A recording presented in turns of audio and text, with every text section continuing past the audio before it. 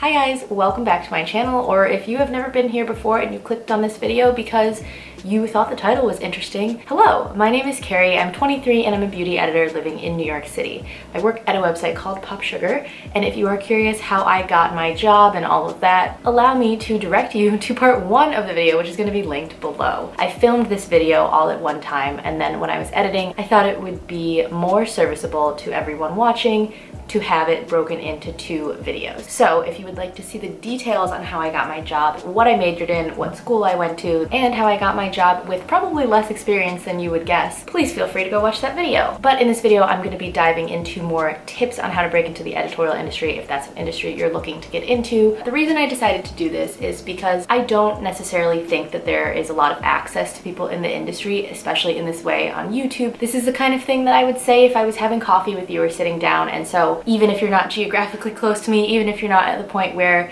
you are ready to start thinking about this, if you're in high school or something like that, let's just have a conversation and talk about it. I'm going to share the things that I have learned as a junior editor who went through all of this very recently in the past 2.5 years, and what you can expect from the application, resume, interview, follow-up, everything process, finding a job process. So with that said, I'm about to jump into another outfit and you're going to see the rest of this video. Thank you guys for watching.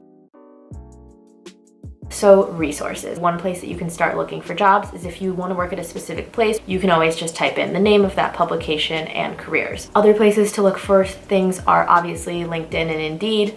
I personally prefer LinkedIn, specifically for editorial. Ed 2010 is my favorite resource by far. It's just ED2010. It has been an incredible resource for me throughout my career so far, and for connecting with other people. They not only have a job board where they post different internships and full-time jobs. Hearst, Insider, various other big publications will post their stuff on there. They have a bunch of other resources, and they also have a program called the Buddy System. If you are a new graduate, you get paired with a junior editor. So I have done that from the editor point of view twice now, and you basically go to this happy hour and meet your buddy, and then everyone else is there too, so you can network at the same time with people who are just breaking into the industry and other editors like at your level. So that's really cool. I love Ed 2010 so much. Other websites are like Fashionista has a career section. Freefashioninternships.com has a whole bunch of stuff there. They have a lot of internships for like luxury fashion houses. Intern Queen's another website. Girl Boss has a bunch of resources, as well as they do their Girl Boss rally every year. And then ASME, which is the American Society of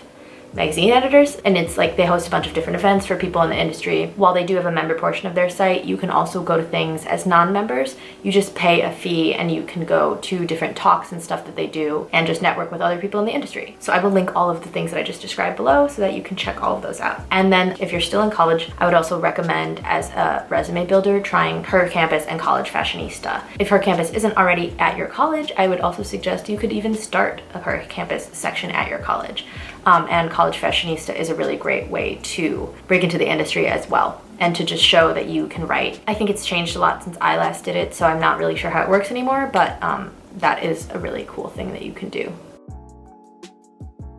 All right, now I'm gonna walk you guys kind of just through like the application process and how all of that works. So the first thing I wanna say is making sure that you're qualified for the job and knowing which jobs are at which level. If you're applying entry level, I would say you're gonna wanna look for editorial internships and editorial assistant positions. The thing with the internships is, while I know it is very stigmatized in most industries to take a post-grad internship, in the editorial world, I really don't think it's that uncommon, and I honestly think it's more common and more normal to take a post-grad edit internship than it is to get hired full-time right away. If you have already had $1 million under your belt, then you might have an easier time with that, that's true. But if you don't, you might have to, or even if you do, you might have to still consider taking an edit internship. And while that's scary, at the same time, it's really how you get your foot in the door and prove yourself. And so many places end up hiring their interns. Not all of them do. So definitely be realistic about it and don't go into it expecting to get hired, but it is really, really easy way to make a connection, at least, if nothing else. Most of them I think now are paid, and the next level is editorial assistant. So that's the entry level position. From there, it goes assistant editor, associate editor, editor, just like flat editor, senior editor, director, then it goes senior director and all of that. And that is mostly how you'll see it across the board in the industry. Some places might do it a little differently, but that's pretty much it. So if you are applying first and fresh out of college, you're gonna wanna look for, I would say, edit internships and then also EA positions. Once you do apply for things, I think the most important thing you can do is stand out.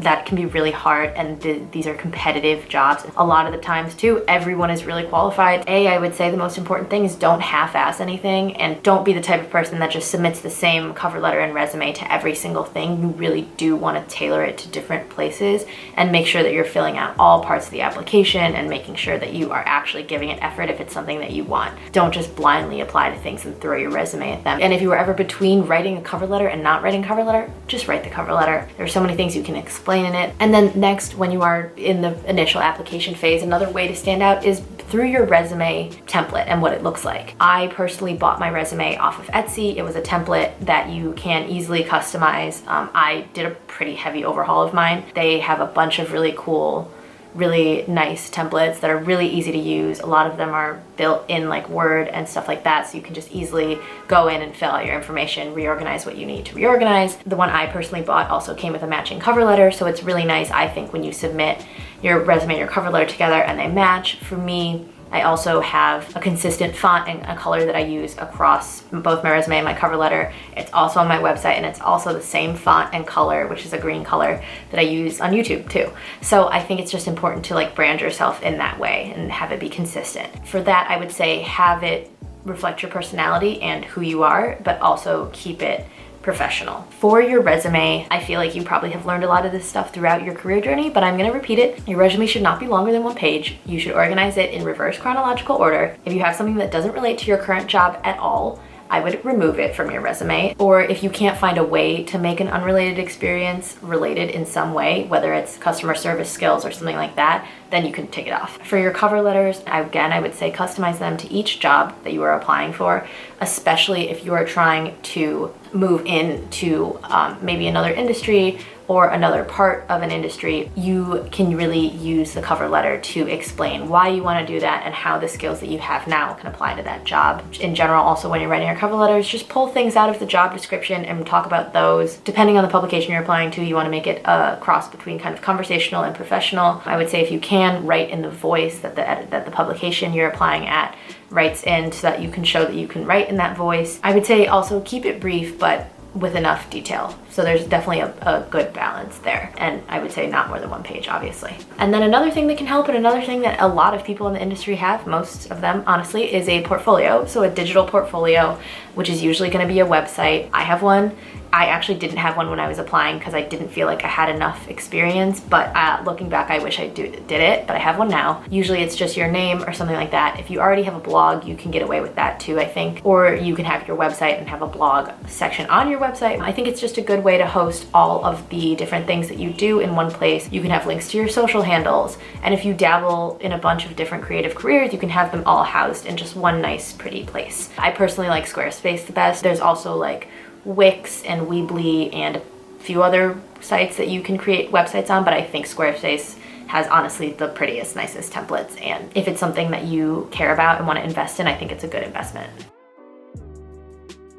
After you apply, and if someone reaches out to you, you either are gonna do probably like a phone screen type thing first, or you're gonna get an edit test right off the bat. Now, an edit test is something that is standard across the industry, and that is basically where you are asked to complete various things that relate to the job that you would be doing. So if you are basically a beauty editor, you're gonna be asked to pitch ideas, to maybe write a story, to write like feature ideas, to write people who you think should be on the cover of this magazine, to write social prompts. It's basically them just testing your writing abilities and your ideas and your brainstorming skills. These can be really scary, and if it's something you're not expecting, it can be really intimidating, but my biggest advice for that would just be to, similar to the cover letter, make sure that you're familiar with the voice of the publication and write it in that way. Make sure you are on the pulse of trends, because those are really important just in general. If you're talking about a specific person or a specific trend, make sure it feels like a fit with the publication. Obviously have someone else proofread it before you send something, and make sure that the stories you're pitching have not already been done on the site. recently or ever. If you can, try to write in the style that the website writes in the sense that if they use like an Oxford comma, use the Oxford comma, etc. So if you pass the edit test portion and you get the interview, I mean, sometimes you will do the interview, you will do one interview first and then get an edit test, but it really depends. Basically, just in general, in the interview phase, I would say the most important thing is to research beforehand. To just be familiar again with the voice and the publication. I just like cannot stress this enough. You don't want to sound like you've never read it before or have no idea the things they cover or the voice that they write in or the stance that they take on certain things. The best thing you can do is show that you're familiar with it and show that you love someone that they recently covered or that a story that they recently wrote really resonated with you or anything like that. If you can just reference little things, that I think helps a lot. After an interview, thank you notes are really important. It's totally fine to send like an email thank you note. I would say send one the day you do your interview. But if you are creative in a certain area, it definitely also doesn't hurt to use that creativity to your advantage. So just general tips about applying, finding jobs, networking, etc., and just like preparing yourself to find a job and get a job in the editorial industry. I would say one of the most important things you can do when you are trying to network and trying to figure out what you want to do and try to make connections is do informational interviews. These can be in person, they can be on the phone. Reach out to different people who you either already are connected with, someone that you have a mutual friend with can help set up, or someone that you just reach out to on a website like LinkedIn. Basically, that is not a formal interview and you're not really asking from someone for a job and you're not expecting a job out of something. I think that's a good way to manage the expectation on both ends, but also can be really beneficial on your end to figure out what that person does, what it's like to work for the company that they work for, and what other kinds of jobs are available. If you tell them what you're interested in, they might be able to tell you if a certain team or something does that. Doing those types of things really helped me figure out where I wanted to be and where I maybe didn't want to be as much. Next is networking. So there are a bunch of different ways to do this. You can do it obviously in person, you can do it online. One way you can do this, besides just like cold reaching out to people, is I would say look for alumni that work in the field that you work in, that work in the company that you want to be in, or that actually have the position that you want. This is my personal opinion, is that I think reaching out to more junior editors can be really helpful. Like someone maybe in more of my position, because we weren't in your position that long ago, and I think the really senior people are, busier and they don't have as much time for that kind of stuff. I would also say if you've applied to something, maybe see if you can connect with someone at that company, let them know that you've applied and are interested in hearing more about the role. This is not something that always works, but I mean, if you are comfortable with doing something like that, you can definitely do that. Also, I would say use social media as a tool to make sure that it's an accurate representation of your personality, that it's well curated, especially if your account is public. Obviously, you're gonna wanna make sure that there's nothing weird or crazy on there. That's not to say that you can't post a picture of you and your friends like having a drink, but you don't have to be too cautious, but I would just say make sure everything's like tasteful. Just other random tips, really don't be afraid to start at the bottom. You are never too good for any position when you're trying to break into the industry. People definitely come in with that mindset in certain scenarios that I have heard about or seen in person, and it just isn't a good look, and you always want to look like you are willing to learn and start at the bottom, and there's nothing wrong with that. I think it's so important because that's how you learn everything and figure out what you like, what you're good at, what you want to do. So yeah, I just say stay humble and stay gracious. The last thing I want to address is I think one of the most important things really, and that is the money situation, especially if you're thinking about taking an internship, regardless of if it's paid or not, or anything along those lines, or just even moving to New York, is financials and how all the financial stuff works. And that really is one of the hardest parts. I'll keep it real with you guys, I'll be straight up.